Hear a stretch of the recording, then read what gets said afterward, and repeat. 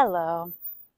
So I showed up for work today, guys, and I noticed two major things. Number one, as you can see, we no longer have a sidewalk outside of the store, so there's that.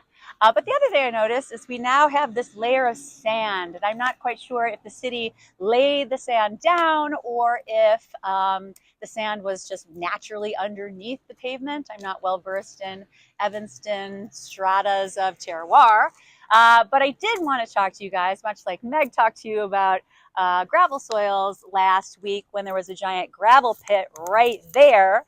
I want to talk to you about sandy soils and wine. So much like gravel soils, sandy soils are good for wine in general because of two reasons. Like gravel, they are really, really excellent for drainage. And one of the things that Meg talked about last week is you don't want a big puddle of water at the root base because you don't want mildew and rot and all sorts of vine rot issues.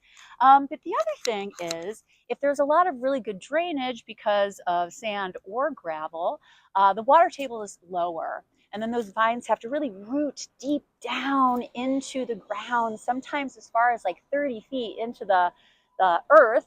And so the story goes, there's more essential nutrients that those vines pass down below than there are at the ground level. So better nutrients. There's certain appellations that are known for creating beautiful wines with sandy soils, certainly Bordeaux. There's a lot of places in Spain, but probably the Mac Daddy appellation of all when we're talking about sandy soils is found in Piedmont, in Barolo. There is a certain cru, a certain best of the best appellation called Canubi, and that the sandy soils there, they actually soften the wild beast that is the Nebbiolo grape.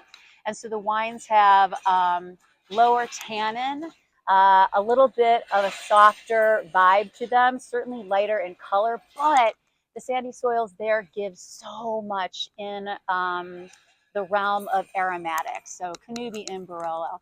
And then the last thing I want to tell you about sandy soils, they're great, especially if you are attempting organic viticulture, because there's certain vine louse, like the phylloxera, vine louse, or aphids, and they hate sandy soils. They hate them.